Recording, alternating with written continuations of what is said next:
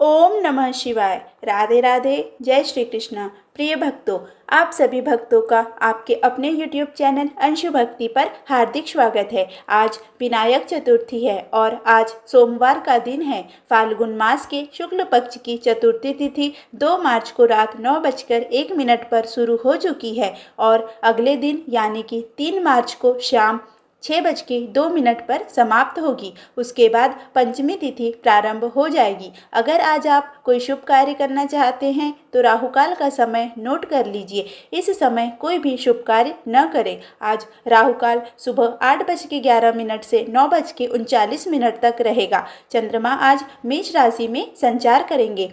आप सभी की मंगल कामना के साथ चलिए आज के इस वीडियो की शुरुआत करते हैं। बोलिए गणेश जी महाराज की जय।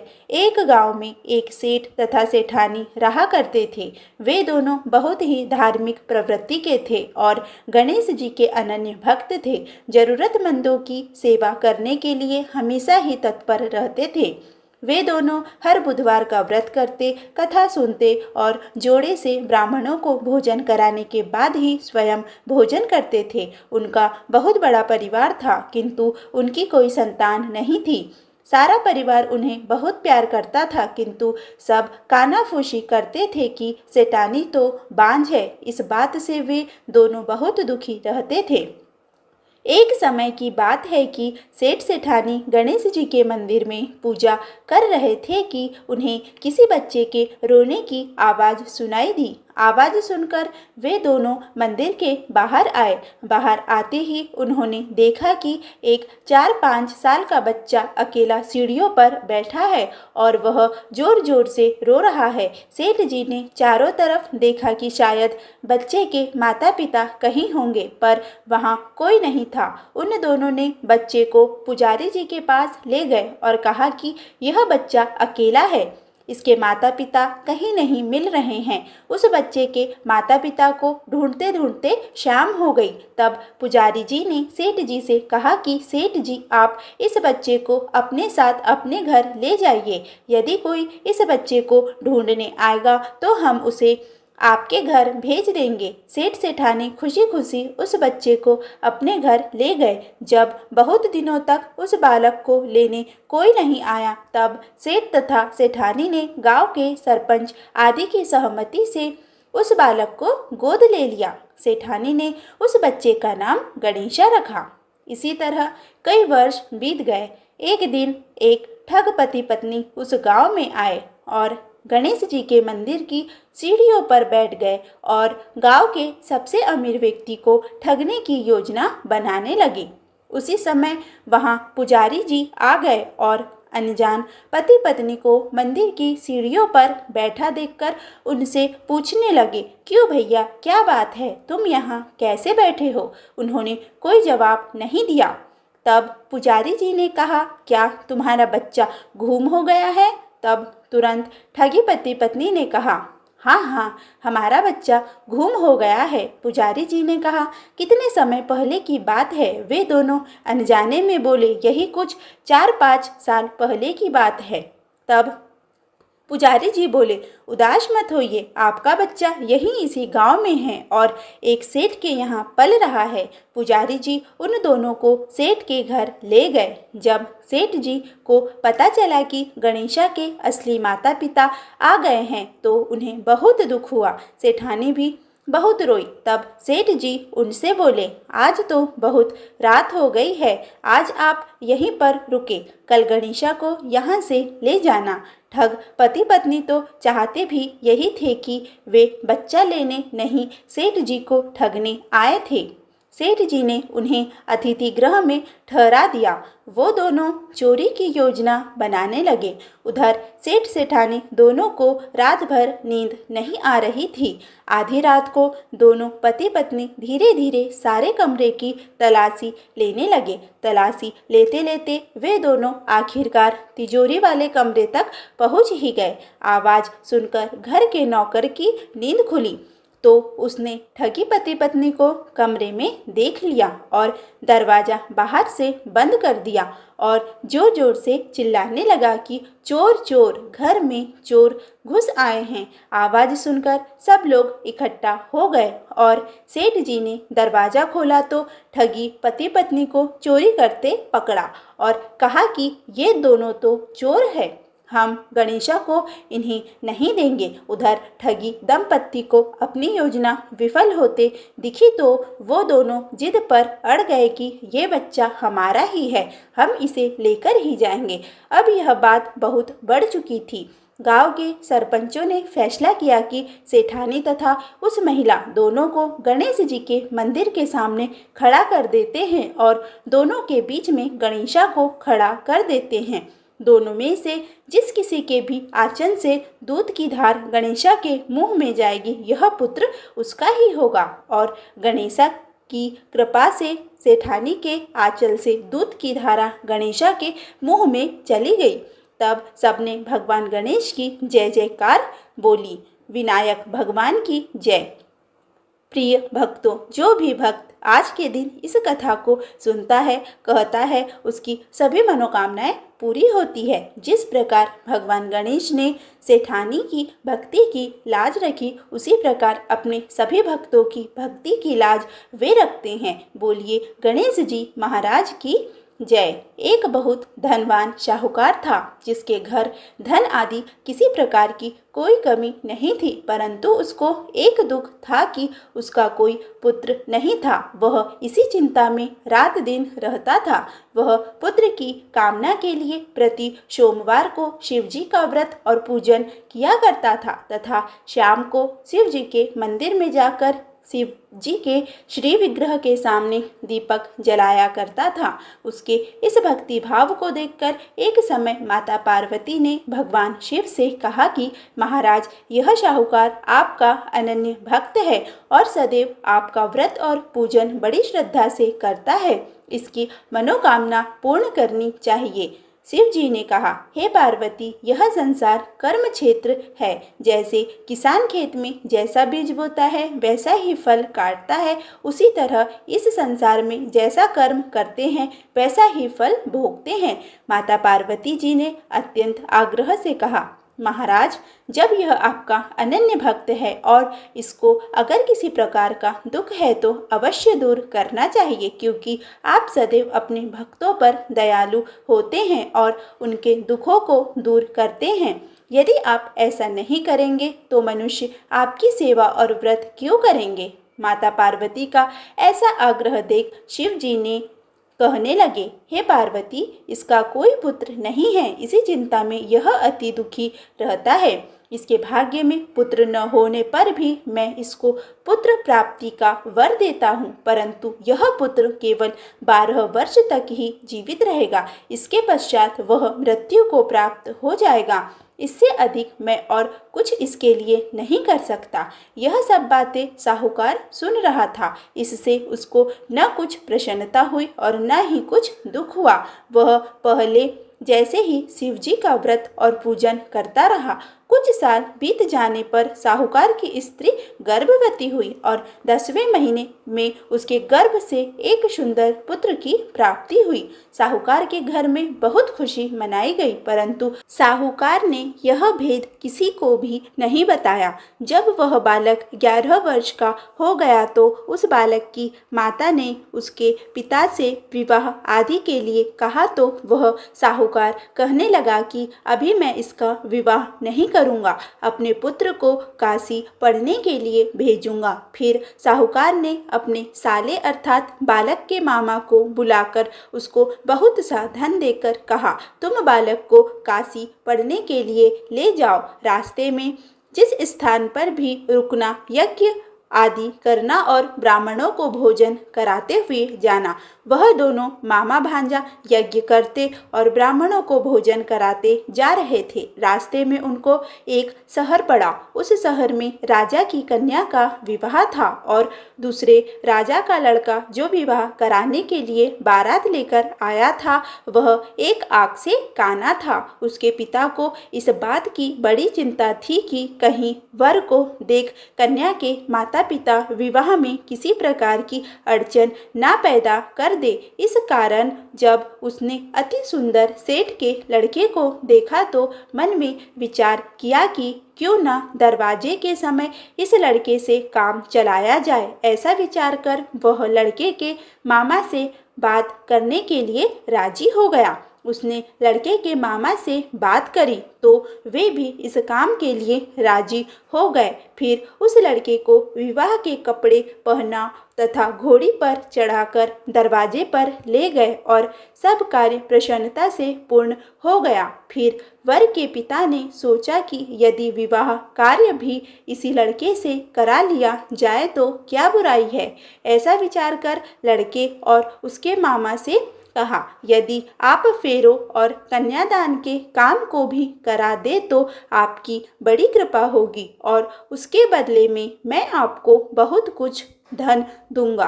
तो उन्होंने स्वीकार कर लिया और विवाह कार्य भी अच्छी तरह से संपन्न हो गया। परंतु जिस समय लड़का जाने लगा तो उसने राजकुमारी के पल्ले पर लिख दिया कि तेरा विवाह तो मेरे साथ हुआ है, परंतु जिस राजकुमार के साथ तुमको भेजेंगे वह एक आंख से काना है। मैं काशी पढ़ने के लिए जा रहा हूँ। लड़के के जाने के पश्चात उस राजकुमारी ने जब अपनी चुनरी पर ऐसा लिखा हुआ पाया तो उसने राजकुमार के साथ जाने से मना कर दिया और कहा कि यह मेरा पति नहीं है, मेरा विवाह इसके साथ नहीं हुआ है, वह तो काशी पढ़ने के लिए गया है। राजकुमारी के माता पिता ने अपनी कन्या को विदा नहीं किया और बारात वापिस चली गई। उधर सेठ का लड़का और उसका मामा काशी पहुंच गए। वहां जाकर उन्होंने यज्ञ करना प्रारंभ किया। लड़के ने पढ़ना शुरू कर दिया। जब लड़के की आयु 12 साल की हो गई उस दिन उन्होंने यज्ञ रच रखा था कि लड़के ने अपने मामा से कहा, मामा जी आज मेरी तबीयत ठीक नहीं है। मामा ने कहा, अंदर जाकर सो जाओ। लड़का अंदर जाकर सो गया और थोड़ी देर में ही उसके प्राण निकल गए। जब उसके मामा ने आकर देखा तो उसको बड़ा दुख हुआ और सोचने लगा कि अगर अभी मैं रोना पीटना मचा दूंगा तो यज्ञ का कार्य अधूरा रह जाएगा। अतः उसने जल्दी से यज्ञ कार्य समाप्त कर ब्राह्मणों के जाने के बाद रोना पीटना आरंभ कर दिया। संयोगवश उसी समय माता पार्वती भगवान भोलेनाथ के साथ वहां से जा रहे थे। जब उन्होंने जोर जोर से रोने की आवाज सुनी तो पार्वती जी कहने लगी, महाराज कोई दुखिया रो रहा है, इसके कष्ट को दूर कीजिए। जब शिव पार्वती ने पास जाकर देखा तो वहां एक लड़का मुर्दा पड़ा था। पार्वती जी ने कहा, महाराज यह तो उसी सेठ का लड़का है जो आपके वरदान से हुआ था। शिव जी कहने लगे, हे पार्वती इसकी आयु इतनी ही थी सो यह भोग चुका। तब पार्वती जी ने कहा, हे महाराज इस बालक की और आयु 2 गुनी कर दीजिए, इसके माता पिता तड़प तड़प कर मर जाएंगे। पार्वती जी के बार बार आग्रह करने पर शिव जी ने उसको जीवन दान दे दिया और शिव जी महाराज की कृपा से वह बालक पुनः जीवित हो गया। शिव पार्वती कैलाश पर्वत पर चले गए। तब वह लड़का और मामा उसी प्रकार यज्ञ करते और ब्राह्मणों को भोजन कराते अपने घर की ओर चल पड़े। रास्ते में उसी शहर में आए जहां उसका विवाह हुआ था। वहां पर आकर उन्होंने यज्ञ आरंभ कर दिया तो उस लड़के के ससुर ने उसको पहचान लिया और महल में ले जाकर उसकी बड़ी खातिरदारी की। बहुत सी दास दासियों सहित आदरपूर्वक अपनी लड़की और जमाई को विदा किया। जब वह अपने शहर के निकट आए तो मामा ने कहा, मैं पहले तुम्हारे घर जाकर खबर कर आता हूँ। जब उस लड़के का मामा घर पहुँचा तो लड़के के माता पिता छत पर बैठे थे और उन्होंने यह प्रण कर रखा था कि यदि हमारा पुत्र सकुशल लौट आया तो हम राजी खुशी नीचे आ जाएंगे, नहीं तो छत से गिरकर प्राण खो देंगे। इतने में ही उस लड़के के मामा ने आकर यह खबर दी कि आपका पुत्र आ गया है, तो उनको विश्वास नहीं आया। तब उसके मामा ने शपथ पूर्वक कहा कि आपका पुत्र अपनी स्त्री के साथ बहुत सा धन लेकर आया है। तो सेठ जी ने आनंद के साथ उसका स्वागत किया और प्रसन्नता के साथ रहने लगे। इसी प्रकार से जो कोई भी भक्त सोमवार के व्रत को धारण करता है अथवा कथा को पढ़ता अथवा सुनता है, उसकी समस्त मनोकामनाएं पूर्ण हो जाती है। बोलिए उमा शंकर महादेव की जय। प्रिय भक्तों, अब हम आगे फाल्गुन मास महात्म के 17वें अध्याय का श्रवण करेंगे। ऋषिगण बोले, हे सूत, हे प्रभु, वैशाख मास के शुक्ल पक्ष की सप्तमी के दिन नर्मदा नदी में गंगा जी कैसे आई, इसे विशेष रूप से बताइए। हे महामते, उस स्थान पर शिवजी नंदिकेश नाम से कैसे प्रसिद्ध हुए, आप इस वृत्तांत को भी अत्यंत प्रीतिपूर्वक कहिए। सूत जी बोले, हे ऋषि श्रेष्ठों, आप लोगों ने नंदिकेश से संबंधित यह बहुत ही उत्तम बात पूछी है। अब मैं उसका वर्णन करता हूँ। इसके सुनने मात्र से ही पुण्य की वृद्धि होती है। पूर्व समय में किसी ब्राह्मण की ऋषिका नामक एक कन्या थी।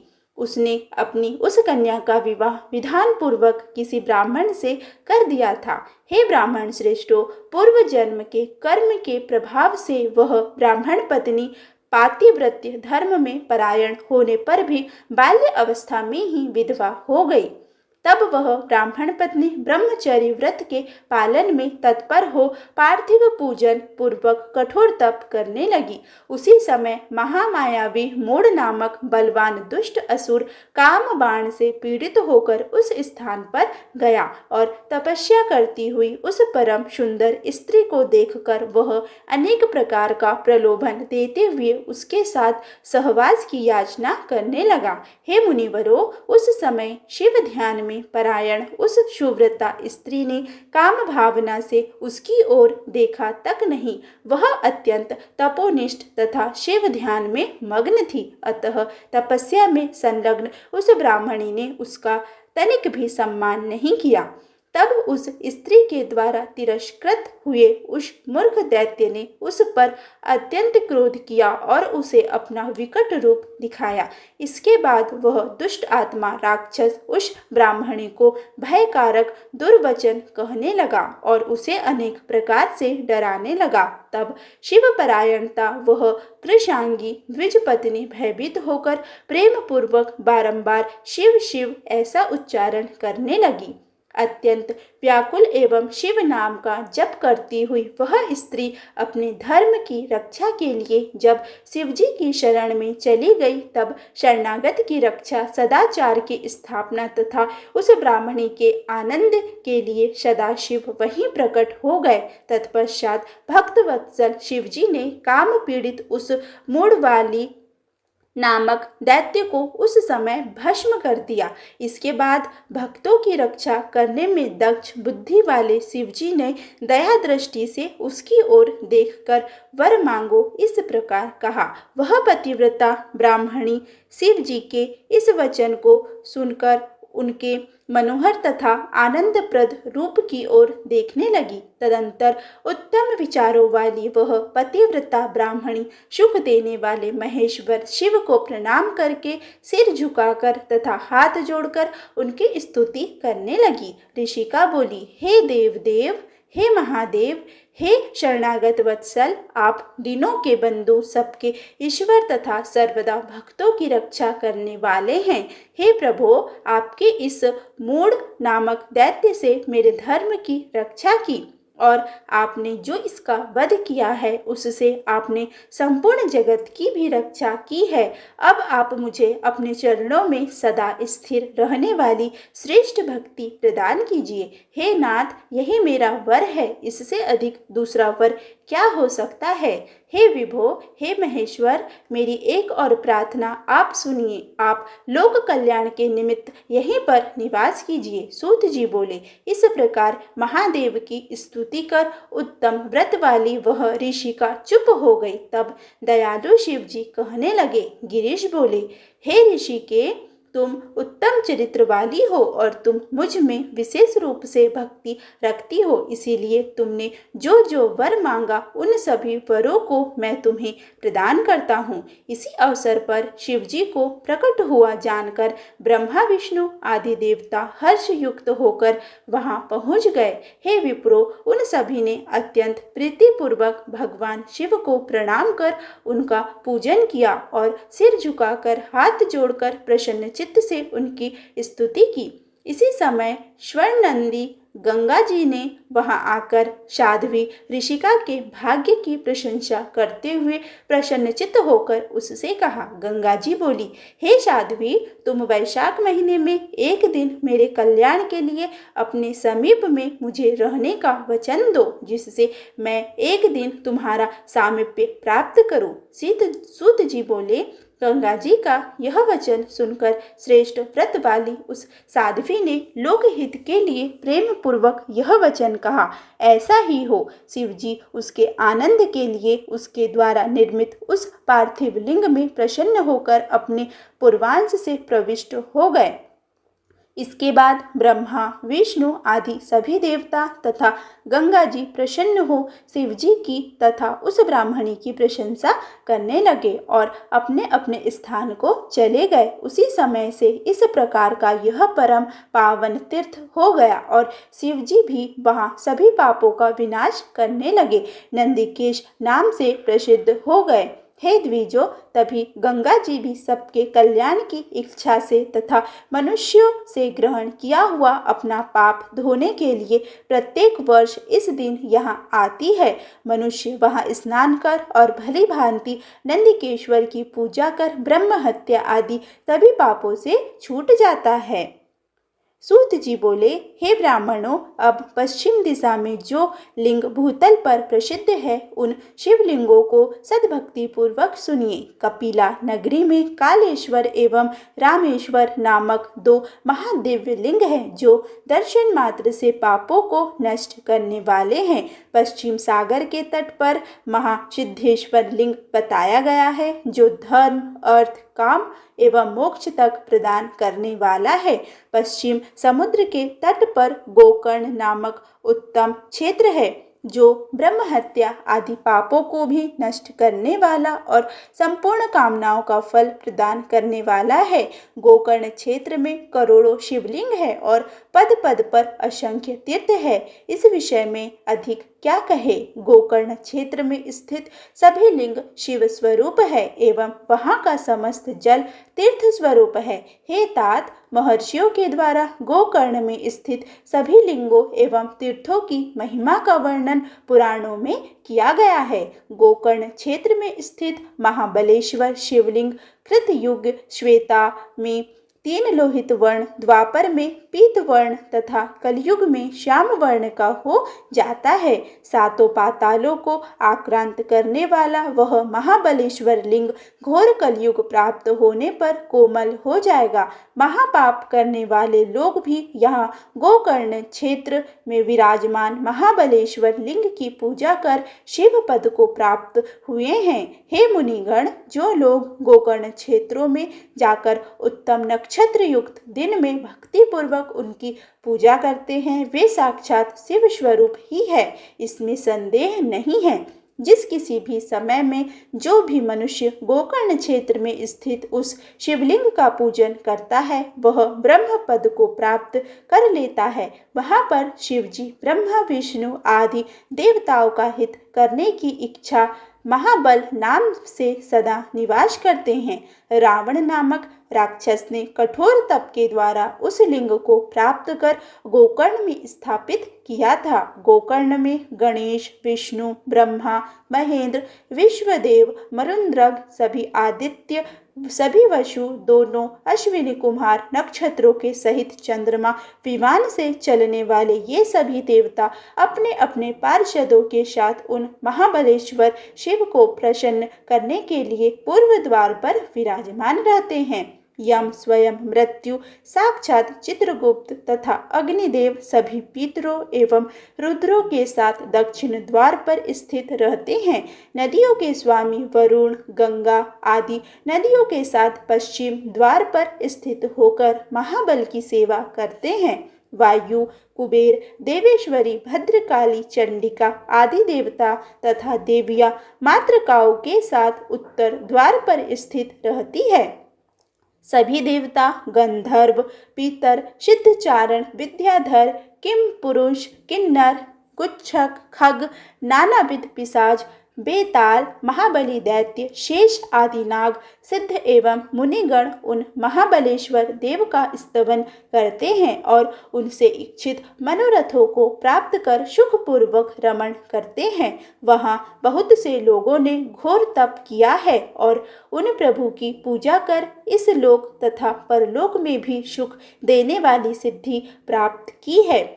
हे द्विजो, गोकर्ण क्षेत्र में स्थित यह महाबलेश्वर नामक शिवलिंग भली भांति पूजा तथा स्तवन किए जाने पर साक्षात मोक्ष द्वार ही है, ऐसा कहा गया है। माघ मास में कृष्ण पक्ष की चतुर्दशी के दिन महाबलेश्वर का पूजन विशेष रूप से मुक्ति प्रदान करता है। इस दिन तो पूजा करने पर पापियों का भी समुद्धार हो जाता है। इस शिव चतुर्थी में महोत्सव को देखने की इच्छा वाले चारों वर्णों के मनुष्य सभी देशों से यहाँ आते हैं। ब्रह्मचारी आदि चारों आश्रमों के लोग, स्त्री, वृद्ध तथा बालक वहाँ आकर देवेश्वर का दर्शन कर महाबलेश्वर के प्रभाव से कृतकृत्य हो जाते हैं। भगवान शिव के उस महाबलेश्वर नामक लिंग का पूजन करके एक चांडाली भी तत्क्षण शिवलोक को प्राप्त हो गई।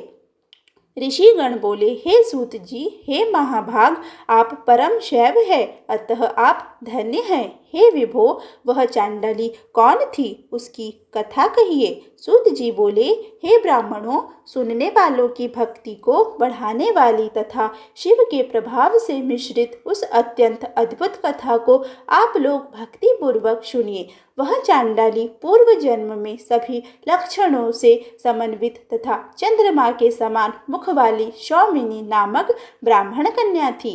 हे द्विजो, सौमिनी के युवती हो जाने पर उसके पिता ने किसी ब्राह्मण पुत्र से विधि पूर्वक उसका विवाह संपन्न कर दिया। हे ब्राह्मण श्रेष्ठो, तदंतर नवीन यौवनशालिनी वह उत्तम व्रत वाली सौमिनी पति को प्राप्त करके उसके साथ सुखपूर्वक रहने लगी। हे द्विजो, कुछ काल बीतने के पश्चात उस सौमिनी का नवयुवक ब्राह्मण पति रोगग्रस्त हो गया और काल योग से मृत्यु को प्राप्त हो गया। पति के मर जाने पर सुशील तथा उत्तम आचार वाली उस स्त्री ने दुखित तथा व्यथित चित्त होकर कुछ काल अपने घर में निवास किया। उसके अनंतर विधवा होते हुए भी युवती होने के कारण काम से आविष्ट मन वाली वह व्यभिचारिणी हो गई। तब कुल को कलंकित करने वाले उसके इस कुकर्म को जानकर उसके कुटुंबियों ने परस्पर मिलकर उसके बालों को खींचते हुए उसे दूर ले जाकर छोड़ दिया। कोई क्षुद्र उसे वन में स्वच्छंद विचरण करती हुई देख अपने घर ले आया और उसने उसे अपनी पत्नी बना लिया। अब वह प्रतिदिन मांस का भोजन करती, मदिरा पीती और व्यभिचारित रहती थी। इस प्रकार उस क्षुद्र के संबंध से उसने एक कन्या को जन्म दिया। किसी समय पति के कहीं चले जाने पर उस व्यभिचारिणी सौमिनी ने मद्यपान किया और वह मांस के आहार की इच्छा करने लगी। इसके बाद रात्रि के समय घोर अंधकार में तलवार लेकर वह घर के बाहर गोष्ठ में गायों के साथ बंधे हुए मेसों में के बीच गई।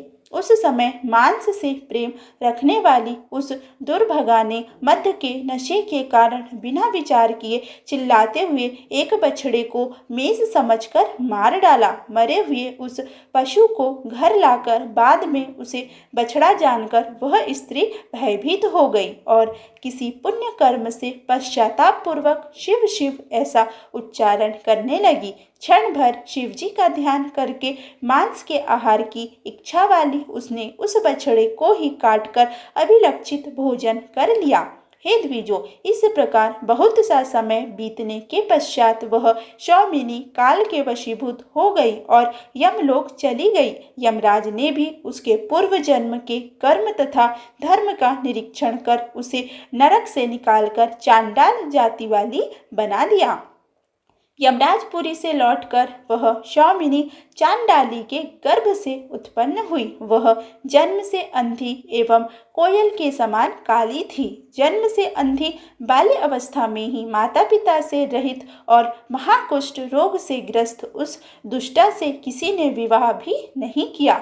उसके बाद वह अंधी चांडाली भूख से पीड़ित एवं दीन हो लाठी हाथ में लेकर जहाँ तहाँ डोलती और चांडालों के जूठे अन्न से अपने पेट की ज्वाला शांत करती थी। इस प्रकार महान कष्ट से अपनी अवस्था का बहुत भाग बिता लेने के पश्चात वृद्धा अवस्था से ग्रस्त शरीर वाली वह घोर दुख पाने लगी। किसी समय उस चांडाली को ज्ञात हुआ कि आने वाली शिव तिथि में बड़े बड़े लोग उस गोकर्ण क्षेत्र की ओर जा रहे हैं। वह चांडाली भी वस्त्र एवं भोजन के लोभ से महाजनों से मांगने के लिए धीरे धीरे गोकर्ण की ओर चल पड़ी। वहां जाकर वह हाथ फैलाकर दीन वचन बोलती हुई और महाजनों से प्रार्थना करती हुई इधर उधर घूमने लगी। इस प्रकार याचना करती हुई उस चांडाली की फैली हुई अंजलि में एक पुण्य आत्मा यात्री ने बेल की मंजरी डाल दी।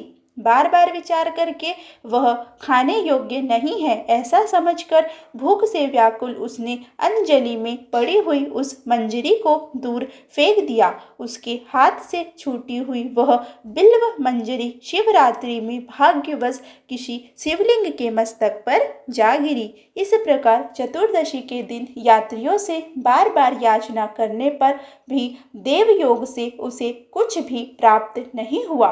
तब इस तरह से अनजाने में उसका शिव चतुर्दशी का उत्तम व्रत और अत्यंत आनंददायक जागरण भी हो गया। उसके पश्चात प्रभात होने पर वह स्त्री शोक से युक्त होकर धीरे धीरे अपने घर के लिए चल पड़ी।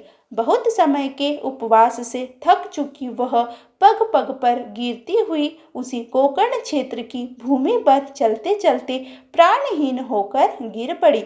उसने भगवान शिव की कृपा से परम पद प्राप्त किया। शिवगण उसे विमान पर बैठाकर शीघ्र ही ले गए।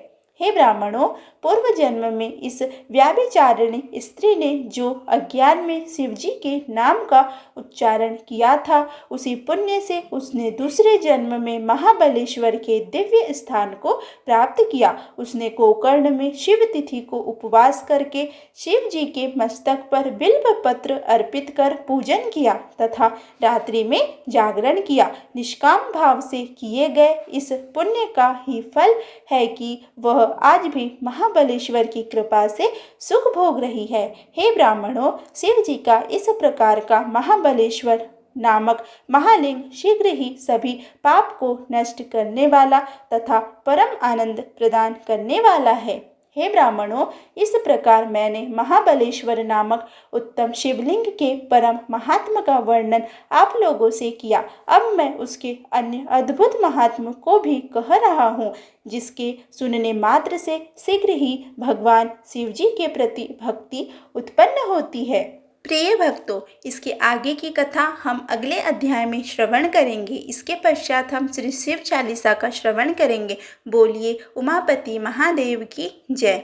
श्री गणेश गिरिजा सुवन मंगल मूल सुजान कहत अयोध्या दास तुम देहु अभय वरदान।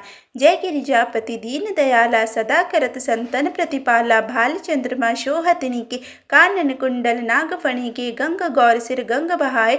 मुंड मालतन छार लगाए वस्त्र खाल बाघंबर शोए। छवि को देख नाग मुनि मोहे मैना मातु की है दुलारी। बाम अंग शोहत छवि न्यारी कर त्रिशूल सोहत छवि भारी। करत सदा शत्रुन जयकारी नंदी गणेश शोहित कैसे। सागर मध्य कमल है जैसे। कार्तिक श्याम और गणराउ या छवि को कही जात न काऊ। देवन जब ही जाए पुकारा तब ही दुख प्रभु आप निवारा। क्या उपद्रव तारक भारी देवन सब मिले तुम्ही जुहारी।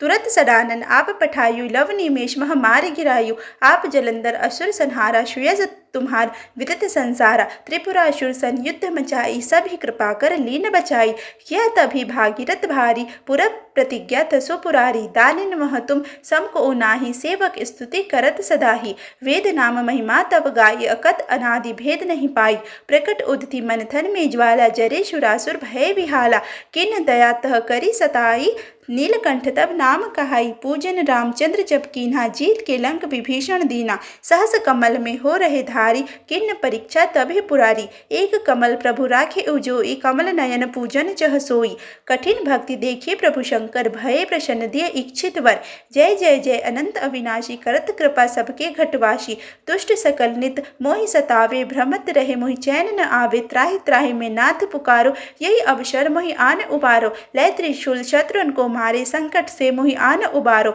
मातु पितु भ्राता सबको इस संकट में पूछत नहीं कोई स्वामी एक है आश तुम्हारी आए हरू अब संकट भारी धन निर्धन को देत सदा ही जो कोई चाचे वो फल पाई स्तुति के ही विधि करो तुम्हारी क्षम हुनात अब चूक हमारी शंकर हो संकट के नाशन मंगल कारण विघ्न विनाशन योगी यति मुनि ध्यान लगावे नारद शारद शीस नमामे नमो नमो जय नमो शिवा सुर ब्रह्मादिक पार न पाए जो यह पाठ करे मन लाई तापर होत है शंभु सहाय ऋणिया जो कोई हो अधिकारी पाठ करे सो पावन हारी पुत्रहीन कर इच्छा को ई निश्चय शिव प्रसाद ते ही होई पंडित त्रयोदशी को आवे ध्यान पूर्वक होम करावे त्रयोदशी व्रत करे हमेशा तन नहीं ताके रहे कलेशा धूप दीप नैवेद्य चढ़ावे शंकर सम्मुख पाठ सुनावे जन्म जन्म के पाप नसावे अंतवास शिवपुर में पावे कहे अयोध्या आस तुम्हारी जाने शकल दुख हरू हमारी नित्य नेम कर प्रातः ही पाठ करो चालीसा तुम मेरी मनोकामना पूर्ण करो जगदीश मगसर छठी हेमंत ऋतु संवत 64 जान स्तुति चालीसा शिव ही पूर्ण कीन कल्याण। प्रिय भक्तों, यदि आज का यह वीडियो आपको अच्छा लगा हो तो प्लीज़ वीडियो को लाइक करें, वीडियो को ज़्यादा से ज़्यादा शेयर करें तथा चैनल पर पहली बार आए हैं तो चैनल को सब्सक्राइब करना बिल्कुल भी ना भूलें। धन्यवाद।